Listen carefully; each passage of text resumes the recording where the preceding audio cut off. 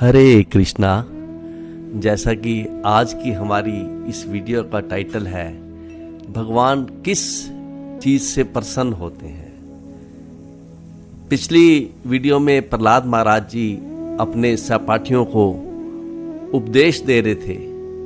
उन्होंने पिछली वीडियो में बताया था कि वैसे तो भवबंधन से निकलने के लिए हजारों उपाय हैं, लेकिन एक ऐसा उपाय है जो कि भगवान ने स्वयं बोला है।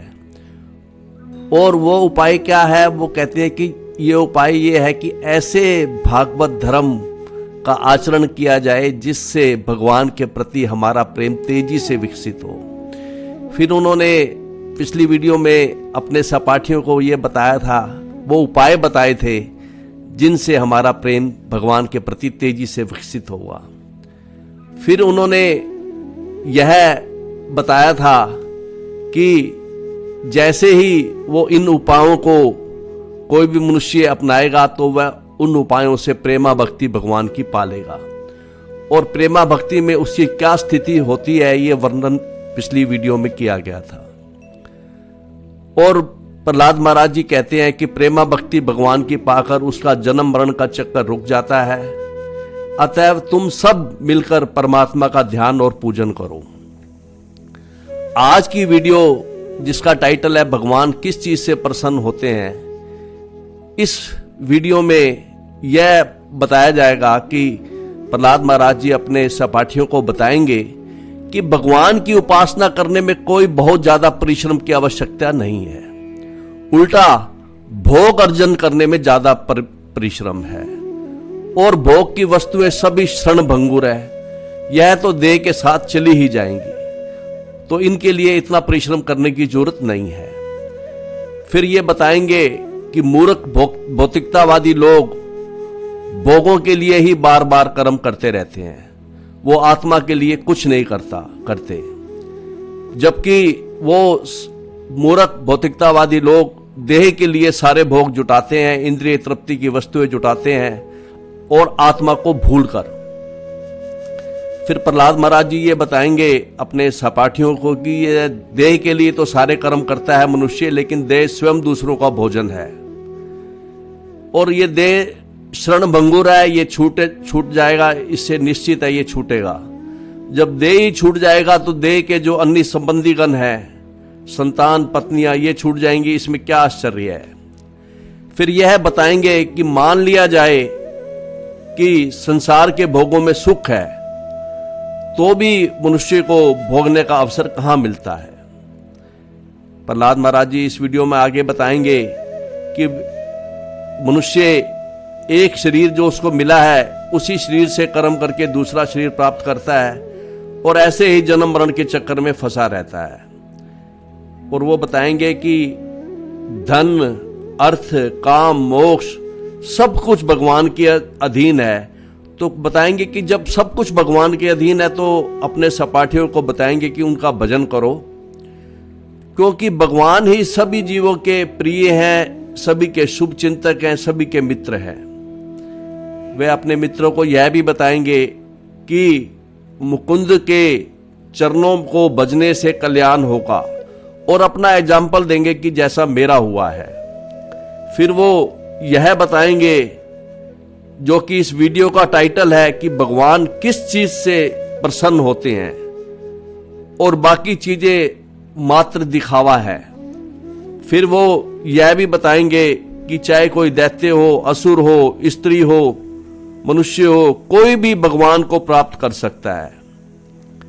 और अंत में वे अपने असुर सहपाठियों को यह भी बताएंगे कि हमारा सबसे बड़ा हित इसी में है कि हम भगवान की अनन्य भक्ति करें और सब जगह भगवान कृष्ण को देखें। तो आइए आज की भगवत चर्चा शुरू किए जाए। पहले श्लोक में प्रहलाद महाराज अपने असुर बालकों को बताते हैं, कै अति प्रयास असुर बालका, हे असुर बालकों, बहुत ज्यादा परिश्रम की आवश्यकता नहीं है। किसमें? हरे उपासना में, हरि की उपासना में। भगवान हरि कहा गया है भगवान को, क्योंकि वो सब दुखों को हरने वाले हैं। प्रहलाद महाराज जी कहते हैं कि हे असुर बालकों, भगवान हरि की उपासना करने में बहुत अधिक प्रयास की जरूरत नहीं है। वे स्वे हृदय, वो हमारे हृदय में ऑलरेडी बैठे हुए हैं, सदैव विद्यमान है, छिद्रवत आकाश की तरह। जैसे आकाश बाहर भी है और हमारे भीतर भी है, उसी तरह से भगवान बाहर भी हैं और हमारे भीतर भी हैं। फिर वो यही बता रहे हैं पहली दो पंक्तियों में कि हे असुर बालकों, भगवान की उपासना में कोई परिश्रम नहीं है, भगवान को खोजना नहीं है, भगवान ऑलरेडी मिले हुए हैं, वो हमारे हृदय में ऑलरेडी स्थित है। जैसे आकाश सुलभ है वैसे ही भगवान हमारे लिए सुलभ है। फिर वो बताते हैं अपने सहपाठी को, स्वस्य आत्मन सख्यू अशेष देही नाम, भगवान सभी देहधारियों के सखा हैं। और सामान्यता वो कहते हैं कि जो विषय उत्पादने, ऐसी वस्तुएं जो इंद्रियां भोग की वस्तुएं हैं, उनको अर्जन करने से क्या फायदा। तो इस श्लोक में कहते हैं कि मनुष्य जीवन भर भोगों के अर्जन में लगा रहता है, भोगों को इकट्ठा करने में लगा रहता है, और उसमें इतना परिश्रम भी है, जबकि भगवान की उपासना करने में कोई परिश्रम नहीं है। विषय भोग, भगवान तो हमें ऑलरेडी मिले हुए हैं, लेकिन विषय भोग मिले हुए नहीं है, उनके लिए इतना परिश्रम हमें करना पड़ता है, जबकि भगवान की भक्ति में कोई कष्ट नहीं है। इसके सरलार्थ में गुरु महाराज जी कहते हैं कि हे मित्रों, हे असुर पुत्रों, परमात्मा रूप में भगवान सदैव समस्त जीवों के अंतकरण में विद्यमान रहते हैं। निस्संदेह वे सारे जीवों के शुभ चिंतक तथा मित्र हैं, और भगवान की पूजा करने में तो कोई कठिनाई नहीं है। तो फिर लोग उनकी भक्ति क्यों नहीं करते।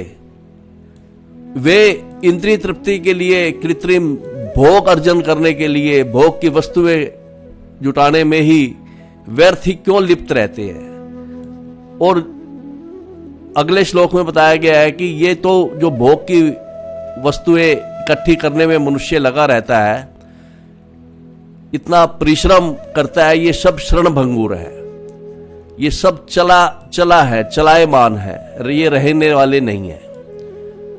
तो इस श्लोक में बताया, राय क्लत्रम पशव सुत आदे, कि मनुष्य की धन संपत्ति, अपनी पत्नी, पशु, गाय घोड़े जैसे, पुत्र संतान आदि, ग्रह सब अपने महल आदि, भूमि मही, कुंजर, हाथी, खजाना और इंद्रिय तृप्ति की सब वस्तुएं क्षण भंगुर है सभी। ये यहां तक कि कह रहे हैं कि हमारी आयु भी क्षण भंगुर है। कुर्वंती मर्तस्य कियत प्रेम चला, और जीव जिसने ये शरीर छोड़ जाना है, उसका ये वस्तुएं क्या भला करेंगी। तो इस श्लोक के सरलार्थ में गुरु महाराज जी लिखते हैं कि मनुष्य का धन, सुंदर स्त्रियां, सखियां, उनके पुत्र पुत्रियां, उनका घर, उनके घरेलू पशु जैसे गाय, हाथी तथा घोड़े, उनका खजाना, आर्थिक विकास, इंद्रिय तृप्ति, यहाँ तक कि मनुष्य आयु जिससे वह इन भौतिक ऐश्वर्यों को भोग कर सकता है, सभी निश्चित रूप से क्षण भंगुर एवं नश्वर है। चूंकि मनुष्य का जीवन अवसर अस्थायी है, अतः ये सारे भौतिक ऐश्वर्य ऐसे समझदार व्यक्ति को कौन सा लाभ पहुंचा सकते हैं जिसने अपने आप को शाश्वत समझ रखा है। तो गुरु महाराज जी ये समझाते हैं कि जीव मनुष्य शरीर में है, जो भी हम भोग अर्जन करेंगे, इंद्रिय तृप्ति की वस्तु इकट्ठी करेंगे, इनसे वियोग हमारा होना निश्चित है। हमारी मृत्यु के समय जो भी हमारे पास धन इकट्ठा हुआ है, ये सब छूट जाएगा। चाहे धन हमें छोड़कर चला जाए या हम धन को छोड़कर चले जाएं, एक ही बात है। तो यही समझा रहे हैं कि भोगों को अर्जन करने में बहुत ज्यादा परिश्रम है, और जबकि ये सब वस्तुएं हमें छोड़ के चली जाएंगी, हमारा क्या भला करेंगी। तो इसके अगले श्लोक में कहते हैं कि एवं ही लोका क्रतुभि कृता अमी, कहते हैं कि ना केवल इस भौतिक संसार की संपत्ति तथा कुटुंबी नश्वर हैं, जैसे पिछले श्लोक में बताया था ये सभी वस्तुएं नश्वर हैं सुत आदि। तो कहते हैं कि ना केवल इस भौतिक संसार की सभी संपत्ति तथा कुटुंबी नश्वर है, बल्कि जो ऊपर के लोग हैं, स्वर्ग लोक जैसे उच्चतर लोक हैं, स्वर्ग लोक, चंद्रमा लोक, सूर्य, यहां भी अगर कोई बड़े बड़े यज्ञ करके वहां भी चला जाए तो वहां भी ये सभी वस्तुएं शैष्णव नश्वर, वहां भी ये जो भी मिलती हैं हमें वस्तुएं, वो भी संसारिक संपत्ति, वो भी नश्वर है। तो गुरु महाराज इस श्लोक में प्रहलाद महाराज जी ये कह रहे हैं कि जिस तरह इस संसार की संपत्ति तथा कुटुंबी नश्वर है, उसी तरह से स्वर्ग लोक के भोग भी नश्वर है। यद्यपि हमें सतीशिया, ये ज्यादा आरामदायक तो है स्वर्ग लोक के भोग, लेकिन ना निर्मला, लेकिन ये निर्मल नहीं है, ये शुद्ध नहीं है। और जबकि इसके विपरीत स्वर्ग लोक के भौतिक भोग जो है वो शुद्ध नहीं है, जबकि इसके विपरीत अदृष्ट सुतः दूषणम पर है। वो कहते हैं कि भगवान में तो कोई दूषण सुना नहीं गया है, ना देखा गया है। अतएव भक्त्या उक्त्या ईशम, जो भक्ति वैदिक वेदों में वर्णन है ज्ञान तथा कर्म से मिश्रित ना हो, ऐसी भक्ति कहते हैं कि तुम अपने सहपाठियों को कह रहे हैं कि भगवान के प्रति तुम ऐसी भक्ति करो और भगवान की पूजा करो ईशम, और जिससे तुम्हें भजत आत्म लब्धे, अपने हित के लिए, अपने आत्म साक्षात्कार के लिए, अपने निजी लाभ के लिए तुम भगवान की पूजा करो।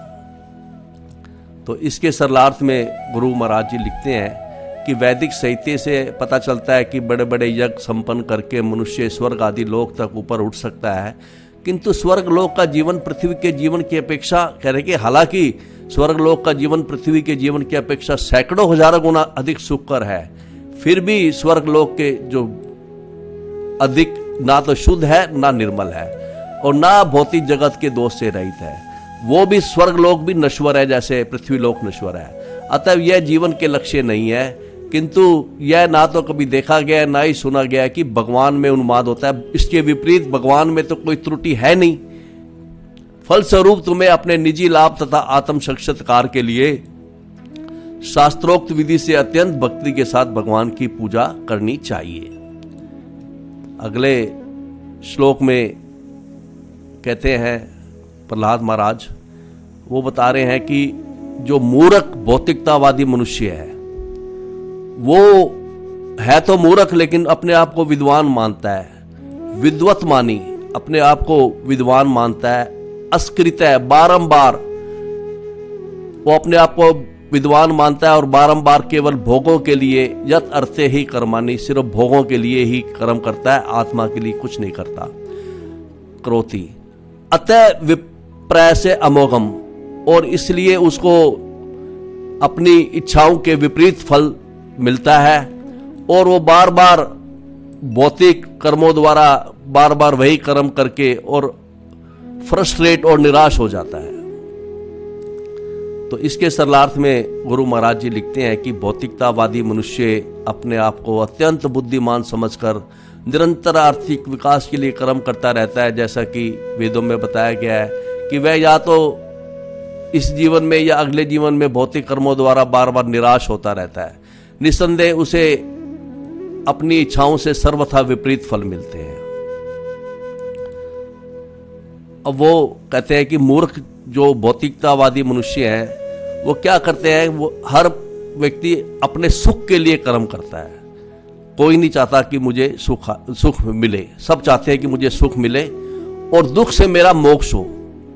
सभी लोग सुख के लिए कर्म करते हैं और दुख से छुटकारा पाने के लिए। संकल्प है यही कर्मण्य, सभी कर्मियों का यही संकल्प है। लेकिन सदा आपनोति यथा दुखम, तो लेकिन वो हमेशा सदा आपनोति यह दुखम, उसको दुख ही मिलता है।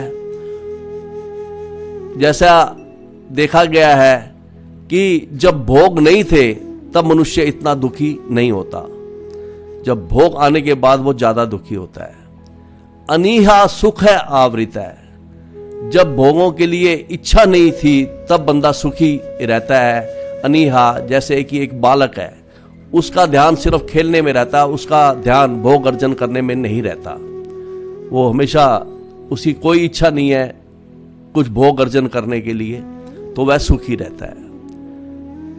इसके सरलार्थ में गुरु महाराज जी लिखते हैं कि इस भौतिक जगत में प्रत्येक भौतिकतावादी सुख का इच्छुक रहता है।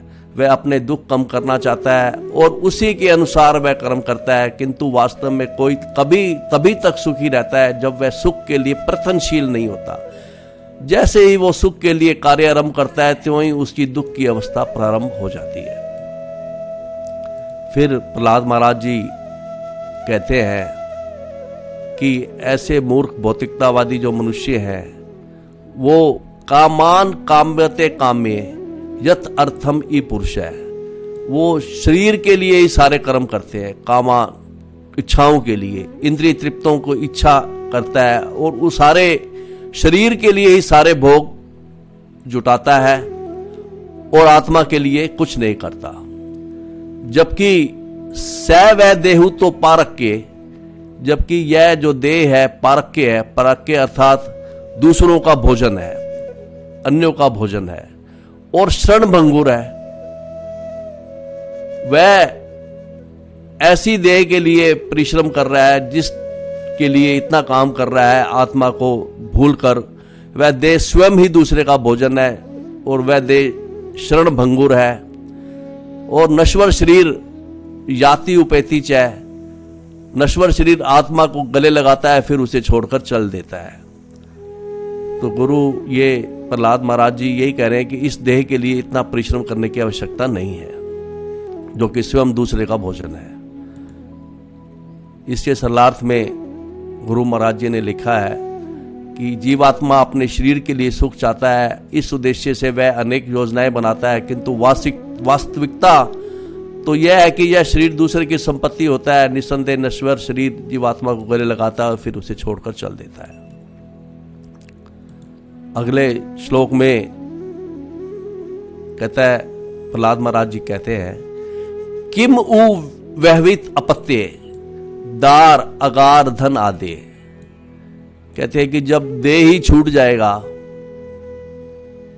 जब देह ही छूट जाएगा, हमारा शरीर ही चला जाएगा, जो देह के संबंधी जो है, जैसे हमारी अपत्य, हमारी पत्नी, अपत्या मतलब हमारी संतान, दार हमारी पत्नी, अगार हमारा धन संपत्ति निवास स्थान, धन आदि, राज्य कोष खजाना, हाथी अमात्य मंत्री नौकर चाकर।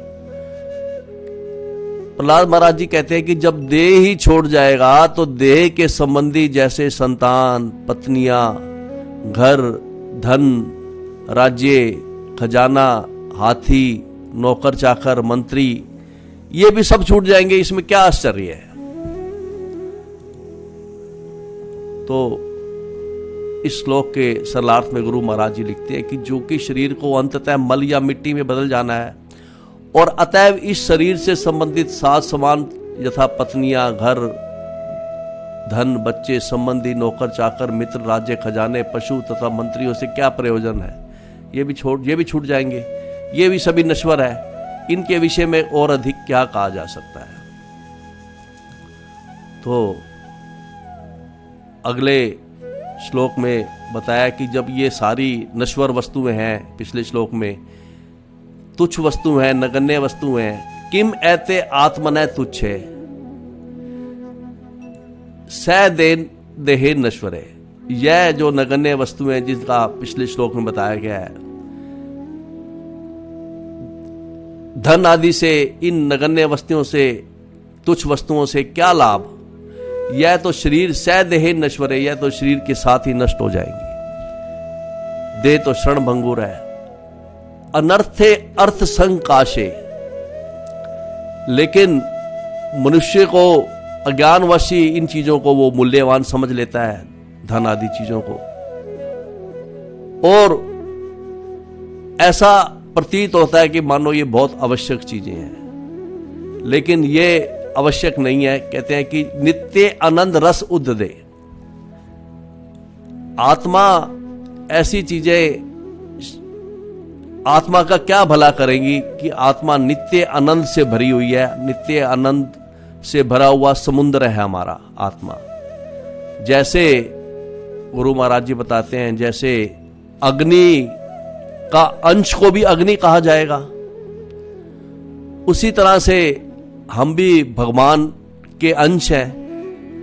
जब अग्नि के अंश को अग्नि कहा जाएगा और भगवान आनंद में है और हम भी भगवान के अंश हैं, तो इसी तरह से हमारी आत्मा भी आनंद में है। तो जब हमारी आत्मा आनंद में है तो ये वस्तुएं सारी जो तुच्छ वस्तुएं ये हमारी आत्मा को क्या आनंद देंगी, जबकि हम खुद, हमारी आत्मा आनंद से भरी हुई है। और शरीर के लिए कोई आवश्यकता नहीं है, कोई शरीर नष्ट हो जाएगा तो ये किसी काम की नहीं है। इसके सरलार्थ में गुरु महाराज जी लिखते हैं कि ये सारे साज समान तभी तक अत्यंत प्रिय लगते हैं जब तक शरीर है, किंतु ज्यों ही यह शरीर नष्ट हो जाता है त्यों ही शरीर से संबंध ये सारी वस्तु भी समाप्त हो जाती है। अतः वास्तव में किसी को इससे कुछ लेना देना नहीं रहता, किंतु वह अज्ञानवश ही इन्हें मूल्यवान समझ बैठता है। शाश्वत सुख के सागर की तुलना में ये सारी वस्तुएं अत्यंत नगण्य हैं। शाश्वत जीव अर्थात आत्मा के लिए ऐसे नगण्य संबंधों से क्या लाभ है। फिर अगले श्लोक में प्रहलाद महाराज जी अपने सपाटियों को बता रहे हैं, निरुप्यताम यही स्व अर्थ है। कहते हैं कि मान ही लिया जाए। पहले कहते हैं कि संसार में सुख नहीं है, लेकिन चलो मान लेते हैं, मान लिया जाए कि इन संसार में के भोगों में सुख है। कियान द्रे भृता असुरा, हे असुरों, लेकिन मान भी लिया जाए इस संसार में सुख है, तो सुख भोगने का अवसर ही कहां मिलता है। तो कहते हैं कि मनुष्य के जीवन की कई अवस्थाएं होती है। जैसे पहली अवस्था है निषेक। निषेक अर्थात गर्भाधान, गर्भाधान से लेकर मृत्यु तक अंतिम संस्कार जो होता है। कहते हैं कि गर्भाधान से लेकर निषेक आदिशु अवस्थाओं, कई अवस्थाएं हैं। कहते हैं कि पहली अवस्था क्या है, गर्भाधान। जब जीव 9 महीने अपनी माता के गर्भ में रहता है, तो माता के गर्भ में वो छोटी सी जगह में रहता है, तो गर्भ में तो सुख का कोई प्रश्न ही नहीं है पहली अवस्था में।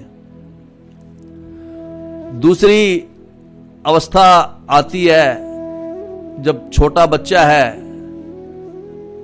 वो रोता है, वो अपनी प्रॉब्लम अपनी मां को नहीं बता पाता, और मां समझती है बच्चा रो रहा है, इसके पेट में दर्द है, तो वो उल्टा उसको दूध पिला देती है। वो पेट दर्द और बढ़ जाता है, वो भी दुख है। इस अवस्था में भी दुख है। कभी कभी उल्टा भी होता है, कभी कभी बच्चे को भूख लगी होती है, उसको दूध चाहिए होता है, लेकिन माँ को कम्युनिकेट नहीं कर पाता, माँ को बता नहीं पाता, तो माता उसको दूध की जगह दवाई खिला देती है। तो छोटे बच्चे वाली अवस्था में भी दुख है। फिर जो तीसरी अवस्था है पढ़ाई की अवस्था, उसमें भी बहुत तपस्या है। बच्चा खेलने योग्य होता है तो माता पिता उसे खेलने नहीं देते, उसको खेलने में आनंद आता है, तो उसमें भी दुख है। फिर जवानी में वो कमाने की चिंता में लगा रहता है और भोग की वस्तुएं अर्जन करने इकट्ठे में लगा रहता है, इकट्ठी करने में। तो जवानी में कमाने की चिंता में लगा रहता है, भोग करने का तो प्रश्न ही नहीं है। और बुढ़ापे में गुरु महाराज जी कहते हैं कि बंदा भोग के योग्य ही नहीं रह पाता, उसका शरीर बूढ़ा हो जाता है तो भोग नहीं पाता वो। तो यही इस श्लोक में बताया गया है कि मान लिया जाए कि इस संसार के भोगों में सुख है, तो भी देहधारियों के पास भोगने का अवसर कहाँ है, और वह ऐसे ही वो सकाम कर्मों के से क्या फायदा, जो कि किलश माने कर्म भी, जो कि दुख तथा कष्ट देने वाले हैं। इसके सरलार्थ में गुरु महाराज जी लिखते हैं कि हे मित्रों, प्रहलाद महाराज जी अपने सपाठियों को कह रहे हैं कि हे मित्रों, हे असुर पुत्रों, जीवन को अपने पूर्व कर्म के अनुसार नाना प्रकार के शरीर प्राप्त होते हैं। इस तरह वह अपने ही विशिष्ट जीवन की सभी स्थितियों में, जैसे पहली स्थिति या गर्भ में प्रवेश से लेकर अपने इस विशेष शरीर तक कष्ट ही कष्ट भोगता प्रतीत होता है। अतएव तुम लोग पूरी तरह विचार करके मुझे बतलाओ कि जीव का ऐसे काम कर्मों से क्या फायदा है, जबकि ये दुख तथा कष्ट प्रदान करने वाले हैं। तो अगले श्लोक में जब बताया कि कर्मों, ऐसे काम कर्मों का कोई फायदा नहीं है, तो अगले श्लोक में बताते हैं कि कर्माणि आरभते देहि देहेन आत्म अनुवर्तिना, कि मनुष्य को जो यह देह मिली है आत्म अनुवर्तिना, अपनी इच्छा तथा पूर्व कर्म के अनुसार जो देह मिली है, इसी देह से वो कर्म करना आरंभ करता है। और जीव कर्म आरंभ करता है उस शरीर से जो उसे पूर्व कर्मों तथा अपनी इच्छा अनुसार मिला है। फिर कर्मों से दूसरा शरीर उत्पन्न करता है। कर्म भी तनुते देहम, और अज्ञान के कारण तू अविवेकित। तो यही प्रहलाद महाराज जी कह रहे हैं कि कर्म फल समाप्त कैसे होगा। बंदा एक शरीर से कर्म करता है और उसी से दूसरा शरीर उत्पन्न होता है। शरीर से कर्म करता है, फिर कर्म से दूसरा शरीर मिलता है। यही कर्म बंधन में बंदा फंसा रहता है और फिर वो बार बार उसको गर्भ में जाना पड़ता है। तो यही बता रहे हैं कि भोगों का अवसर कहाँ मिल पाता है। इसके सरलार्थ में गुरु महाराज जी लिखते हैं कि वह जीव जिसे यह वर्तमान शरीर अपने विगत कर्म के कारण, कर्मों के कारण प्राप्त हुआ है, अपने इस जीवन में ही अपने कर्म फलों को समाप्त कर सकता है। जीव को एक प्रकार का शरीर मिलता है और वह इस शरीर से कर्म करके दूसरे शरीर को जन्म देता है। इस प्रकार वह अपने अज्ञान के कारण जन्म मरण के चक्कर द्वारा एक शरीर से दूसरे में देहांतर करता रहता है। तो अब गुरु प्रहलाद महाराज जी बता रहे हैं अपने असुर सहपाठियों को कि मनुष्य देहांतर करता रहता है एक शरीर से दूसरे शरीर। तो कहते हैं कि तस्मात्, इसलिए अर्थ चाहे कामा चाहे धर्मा चाहे, जो ये चार अवस्थाएं हैं, धर्म अर्थ काम और मोक्ष, यत आश्प्रया, ये सब भगवान के अधीन है। धर्म देना भी भगवान के अधीन है, अर्थ अर्थात धन संपत्ति देना भी भगवान के अधीन है, कामा हमारी इच्छाएं पूरी करना ये भी भगवान के अधीन है, मोक्ष देना ये भी भगवान के अधीन है। जब सब कुछ भगवान के अधीन है तो कहते हैं तस्मात् भजत, इसलिए भगवान का भजन करो, अनिह्या आत्मा नाम, बिना किसी इच्छा से रहित भगवान का भजन करो। अनिहम हरिम ईश्वरम, भगवान हरि की पूजा करो, हरि का भजन करो।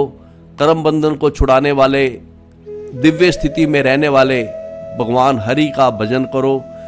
कहते हैं कि यदि भगवान अपनी मर्जी से भोग देंगे, धर्म देंगे, अर्थ देंगे, काम देंगे, इच्छाएं पूरी कर देंगे तो हम भोग पाएंगे। अपने कर्म से कमाकर हम भोग नहीं पाएंगे, दुखी रहेंगे। इसलिए प्रहलाद महाराज अपने मित्रों से कहते हैं कि जब सब कुछ भगवान के अधीन है तो भगवान का भजन करो। इसके सरलार्थ में गुरु महाराज जी ने लिखा है कि प्रहलाद महाराज जी कहते हैं कि आध्यात्मिक जीवन के चार सिद्धांत हैं, धर्म अर्थ काम तथा मोक्ष। यह भगवान की रुचि पर आश्रित है, भगवान की कृपा पर आश्रित है। अतः हे मित्रों, भक्तों के चरण किरणों का अनुगमन करो, बिना किसी की प्रकार की इच्छा किए निष्काम भाव से परमेश्वर पर आश्रित रहकर भक्ति पूर्वक परमात्मा की पूजा करो।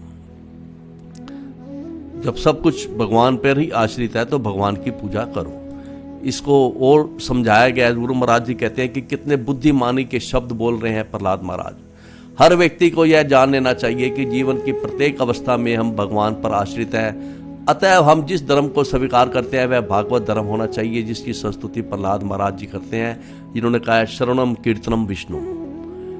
9 प्रकार की भक्ति जो भागवत धर्म बताई है प्रहलाद महाराज जी ने, यही कृष्ण का उपदेश है। गीता में भी भगवान कृष्ण ने यही उपदेश दिया है, सर्वधाम धर्मान परित्यज्य मामेकम शरणम व्रजय, कि सब कुछ छोड़कर मेरी शरण में ग्रहण करो। कृष्ण के चरण कमलों में शरण ग्रहण करने का अर्थ ये है कि भागवत धर्म का पालन करो। शरणम कीर्तनम विष्णु, 9 प्रकार की भक्ति के अनुसार कर्म करो।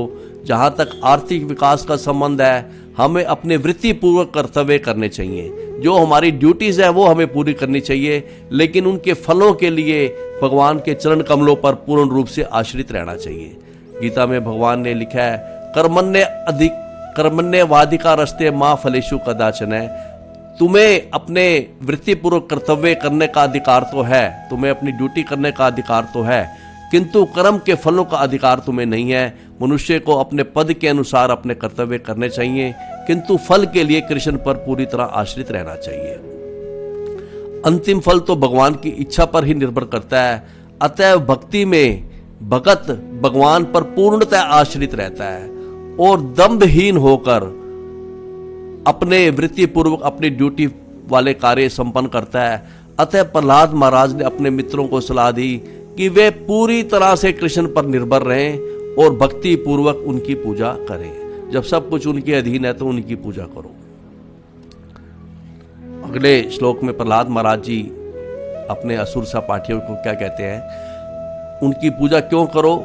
सर्वेशाम अपि भूतानाम हरि आत्मा ईश्वरः प्रिय, क्योंकि भगवान की पूजा इसलिए करो सर्वशाम अपि भूतानाम, क्योंकि भगवान हरि जो सब दुख हरने वाले हैं वो सबके प्रिय है, सबके शुभ चिंतक है, सबके फ्रेंड है, सबके मित्र है।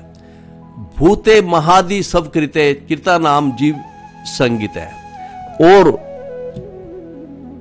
गुरु महाराज जी ये कहते हैं कि सभी जीवों के भगवान मित्र हैं, सभी जीवों के हृदय में स्थित है। यह चिंता मत करो कि भगवान कहाँ है। भगवान अपने द्वारा बनाए गए जीवों के शरीर में वो स्वयं रहते हैं परमात्मा के रूप में। और जो भी जीव है, भूते महति 5 तत्व से बने हुए कोई जो भी जीव है, तथा प्रत्येक जीव आत्मा तथा भौतिक शरीर के रूप में उनकी शक्ति का प्रकट्य है। भगवान ही भौतिक शरीर और आत्मा के कारण है। कृता नाम जीव संगीत है। जीव संगीत है अर्थात भगवान ही जीवन शक्ति देने वाले हैं और उनका भजन करो। भगवान सबके मित्र है, सबको जीवन शक्ति देने वाले हैं। सब भगवान खुद अपने द्वारा बनाए हुए शरीरों में स्वयं वास करते हैं। सारे भौतिक शरीर और आत्मा उनके शक्ति का प्रकट्य है। इसलिए वो कह रहे हैं कि भगवान का भजन करो। प्रहलाद महाराज अपने असुर सहपाठियों को बता रहे हैं। इसके सरलार्थ में गुरु महाराज जी लिखते हैं कि भगवान हरि जीवों के आत्मा तथा परमात्मा है। प्रत्येक जीव आत्मा तथा भौतिक शरीर के रूप में उनकी शक्ति का प्रकट्य है। अतः भगवान अत्यंत प्रिय है और परम नियंता है। फिर वो कहते हैं अगले श्लोक में प्रहलाद महाराज अपने सहपाठियों से, मान लो असुर बालक उनसे क्वेश्चन करे, उनसे पूछे, भाई हम तो बड़े छोटे वंश में जन्म लिया है, हम कैसे भगवान को पा पाएंगे। तो प्रहलाद महाराज जी कहते हैं कि कोई भी कर सकता है भगवान का भजन। भगवान कहते हैं कि चाहे कोई देवता हो, असुर हो, मनुष्य हो, यक्ष हो, गंधर्व हो, कोई भी भजन कर सकता है। भजन मुकुंद चरणम। मुकुंद अर्थात मुकुंद जो हमारे को मुक्ति दाता, मुकुंद का अर्थ है जो हमें मुक्ति दाता, जो मुक्ति देने वाले हैं। तो वो कहते हैं कि जो भी भगवान मुकुंद के चरणों का भजन करता है, मुकुंद चरणम भजन, स्वस्ति मानम, उसको समस्त कल्याण से वो ओतप्रोत हो जाता है। और यथा व्ययम, अपना एग्जाम्पल कह रहा है कि जैसे मैं सुखी हो गया भगवान की भक्ति करके। तो पहली पंक्ति में प्रहलाद महाराज जी ने ये कहा है कि भगवान की भक्ति कोई भी कर सकता है, चाहे वो देवता हो, असुर हो, मनुष्य हो, यक्ष हो, गंधर्व हो। और दूसरी पंक्ति में कहते हैं, अपना एग्जाम्पल दे रहे हैं कि मैं भी तो असुर वंश में पैदा हुआ हूं, मेरे पास और क्या क्वालिफिकेशन है। मैं स्वयं प्रमाण हूं कि दैत्य लोग भी भजन कर सकते हैं भगवान का, और भगवान की भक्ति करके मैं सुखी हुआ हूं, मेरा कल्याण हुआ है। मेरे को मारने के कितना प्रयत्न हुआ है, लेकिन मेरा कुछ नहीं बिगड़ा। तो वही कह रहे हैं कि भगवान मुकुंद के चरणों को भजने से स्वस्ति मान समस्त कल्याण से ओतप्रोत हो जाता है। और उसका एग्जाम्पल कह रहे हैं कि जैसे मैं सुखी हुआ हूं भगवान की भक्ति करके। इसके सरलार्थ में गुरु महाराज जी लिखते हैं, यदि देवता, असुर, मनुष्य, यक्ष, गंधर्व या अन्य कोई इस संसार के भीतर मुक्तिदाता मुकुंद के चरण कमलों की सेवा करता है, तो वह हमारे ही समान जीवन की सर्वश्रेष्ठ कल्याणकारी स्थितियों कल्याण का भाजन होता है। तो कहते हैं कल्याण होगा, इसमें कोई संदेह नहीं है, जैसा मेरा कल्याण हुआ है। अब अगले श्लोक में, जो कि आज की वीडियो का हमारा टाइटल भी है, कि भगवान किस चीज से प्रसन्न होते हैं, इस श्लोक में यह बताया गया है भगवान किस चीज से प्रसन्न होते हैं। ना अलम द्विज तुम, पहले तो दूसरी पंक्ति है, प्रीणा नाय मुकुंद से, भगवान जो मुकुंद है उनको प्रसन्न करने के लिए, हे असुर आत्मजा, हे असुर पुत्रों, प्रीणा नाय मुकुंद से, भगवान मुकुंद को प्रसन्न करने के लिए ना तो द्विजतम, कोई ये कहे कि भाई मैं बड़ा ब्राह्मण हूं उससे भगवान प्रसन्न होंगे, ऐसा नहीं है। कोई कहे मैं देवता हूं, ये इससे भगवान प्रसन्न होंगे, ऐसा नहीं है। भगवान की प्रसन्न करने के लिए कह रहे हैं कि ब्राह्मण होना जरूरी नहीं है, देवता होना जरूरी नहीं है, ऋषि होना जरूरी नहीं है, ना कोई ऐसा हो जो वर्ण आश्रम धर्म का पालन करने वाला हो, ऐसा भी जरूरी नहीं है वृतम, ना बहुज्ञता, और ऐसा भी नहीं है कोई जिसने बहुत शास्त्र पढ़े हो, बड़ा विद्वान हो, बड़ा पंडित हो, वो उससे भगवान प्रसन्न होते हैं, ऐसा नहीं है भगवान। ये प्रहलाद महाराज जी कह रहे हैं। ना दानम, कोई बहुत ज्यादा दान करने वाला हो, उससे भी भगवान प्रसन्न नहीं होते। ना तपय, कोई बहुत ज्यादा तपस्या करने वाला हो, उससे भी भगवान प्रसन्न नहीं होते। ना ईज्या, कोई बहुत पूजा करने वाला हो, उससे भी भगवान प्रसन्न नहीं होते। ना शौचम, कोई बड़ा शौचम स्वच्छता वाला हो, उससे भी भगवान प्रसन्न नहीं होती। ना व्रतानीचा, कोई बहुत व्रत करता हो भगवान, उससे भी प्रसन्न नहीं होते। तो इन चीजों से तो भगवान प्रसन्न नहीं होते। प्रसन्न किससे होते हैं? प्रियते अम्लया भक्तया, हरि भगवान जो दूसरों के कष्ट हर लेते हैं, प्रियते, वो प्रसन्न होते हैं अम्लया भक्ति से, शुद्ध भक्ति से, निष्कलंक भक्ति से, बिना किसी इच्छा के द्वारा की हुई भक्ति से। अन्यत विडंबनाम, कहते हैं बाकी ये सारी चीजें तो मात्र दिखावा है, भगवान सिर्फ शुद्ध भक्ति से प्रसन्न होते हैं। तो इसके सरलार्थ में गुरु महाराज जी ने लिखा है कि प्रहलाद महाराज अपने मित्रों को बताते हैं, अपने सहपाठियों को बताते हैं, हे मित्रों, हे असुर पुत्रों, तुम भले ही दैत्य वंश में पैदा हुआ, लेकिन भगवान ऐसे नहीं है कि कोई पूर्ण ब्राह्मण हो तो उससे प्रसन्न हो जाएंगे, कोई देवता हो तो उससे प्रसन्न हो, कोई महान संत बन गया उससे प्रसन्न हो जाए, कोई सदाचारी हो उससे प्रसन्न हो जाएंगे, कोई ज्ञानवान हो उसके द्वारा प्रसन्न हो जाएंगे। इनमें से किसी भी योग्यता से भगवान प्रसन्न होने वाले नहीं है।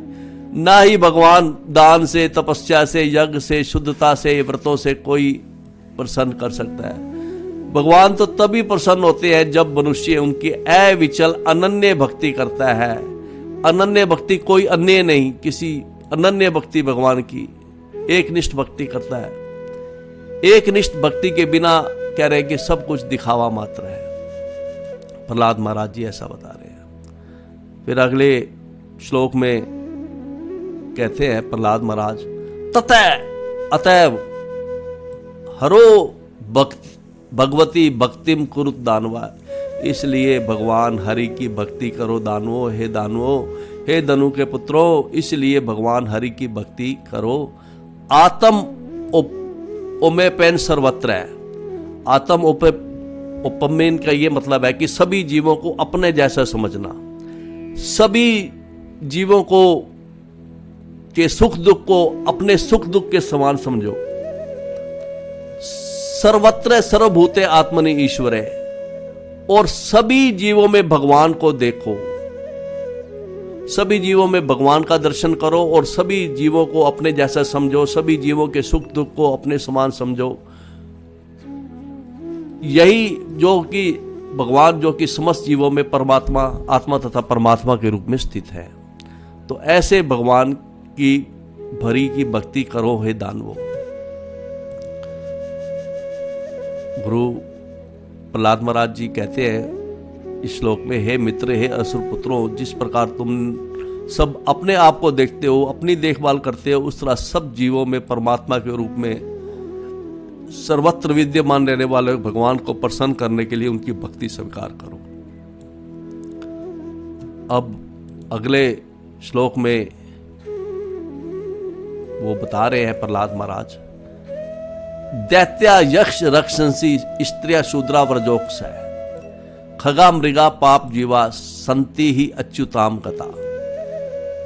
ये सभी शब्द जो है बहुवचन में, दैत्या यक्ष रक्षी स्त्रिया, कह रहे हैं कि मैं नहीं, बहुत से, चाहे कोई दैत्य हो, यक्ष हो, राक्षस हो, स्त्रियां हो, वनों में रहने वाले हो, खग हो, मृग हो, पाप जीवे हो, सभी प्राप्त कर सकते हैं भगवान को, संति प्राप्त कर सकते हैं, पहले भी प्राप्त किए हैं और आगे भी सभी ये जीव जो है, स्त्रियां, पशु पक्षी का, चाहे को पाप योनि में कोई जीव हो, सभी भगवान को, चाहे कोई दैत्य हो, सभी भगवान को, भगवान की अच्युताम की गति को प्राप्त कर सकते हैं। और तुम भी इसीलिए भक्ति करो, यह जीव का स्वाभाविक धर्म है। अच्युताम गता, अच्युताम गता जहां से कोई गिरता नहीं है, कोई च्युत नहीं होता। जो भगवान के भक्तों का एक गोत्र है अच्युत गोत्र, अर्थात भगवान का उनको वंशज कहा जाता है। भगवान अच्युत कहलाते हैं और भगवान इस जगत में अच्युत है क्योंकि वे परम आध्यात्मिक पुरुष हैं। इस प्रकार भगवान के अंश होने के कारण जीव भी अच्युत बन सकते हैं। यद्यपि प्रहलाद महाराज की माता भी बद्ध अवस्था में थी, असुर की पत्नी थी, लेकिन राक्षस, शूद्र, पक्षी कोई भी अच्युत गोत्र को प्राप्त कर सकता है। यही अच्युत गोत्र को प्राप्त करना, यही सबसे बड़ी सर्वोच्च सिद्धि है कि भगवान अच्युत के गोत्र को हम प्राप्त करें। इसके सरलार्थ में गुरु महाराज जी लिखते हैं कि प्रहलाद महाराज जी अपने साथियों को कहते हैं कि हे मित्रों, हे असुर पुत्रों, प्रत्येक व्यक्ति जिसमें तुम भी शामिल हो, यक्ष तथा राक्षस, अज्ञानी स्त्रियां, शूद्र, ग्वाले, पक्षी, निमंत्र पशु तथा पापी जीव अपना अपना मूल शाश्वत आध्यात्मिक जीवन पुनः प्राप्त कर सकते हैं, भगवान को प्राप्त कर सकते हैं और भक्ति योग को, सिद्धांतों को स्वीकार करने मात्र से सदा सदा इसी तरह बने रह सकते हैं। उसके अगले श्लोक में, अपने अंतिम श्लोक में, इस अध्याय के अंतिम श्लोक में वो कहते हैं कि ऐतावान, इसीलिए ऐतावान इव लोके अस्मिन पुंसे अर्थ परय समृत है। जीव का असली हित क्या है? पुंसे सब अर्थ। कहते हैं कि इस संसार में जीव का बड़े बड़े वैदिक वेदों में कहा गया है, विद्वान यह बता रहे हैं, यह कहते हैं कि इस संसार में जीव का सबसे बड़ा हित क्या है, सबसे बड़ा लाभ क्या है, सबसे बड़ा पुरुषार्थ क्या है? वो है एकांत भक्ति गोविंदे, भगवान कृष्ण के प्रति एकांत अनन्य भक्ति हो।